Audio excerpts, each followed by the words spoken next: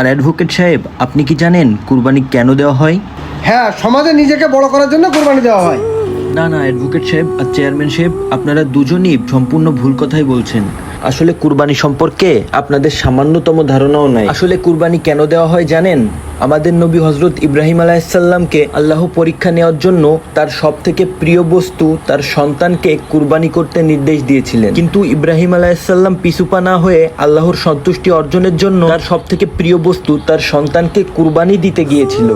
কিন্তু আল্লাহর রহমতে আল্লাহ তাআলা রাজি খুশি হয়ে হযরত ইসমাইল আলাইহিসসালামকে কুরবানি হতে দেননি। তার বদলে সেখানে একটা দুম্বা কুরবানি হয়ে গিয়েছিল। আর এরই পরিপ্রেক্ষিতে সেই ঘটনাকে আমরা সাক্ষী রাখতে, সেই ঘটনাকে স্মরণ করার জন্য এবং আল্লাহকে রাজি খুশি করানোর জন্যই আমরা প্রতি বছর কুরবানি দিয়ে থাকি, যাতে আল্লাহ সন্তুষ্ট হয়। এতে মানুষকে দেখানোর তো কিছু নাই। কুরবানিতে শুধুমাত্র আমাদের তাকওয়া পৌঁছায় আল্লাহ তাআলার কাছে, এর রক্তগোস্ত মাংস কিছু পৌঁছায় না। তাই আপনি ছোট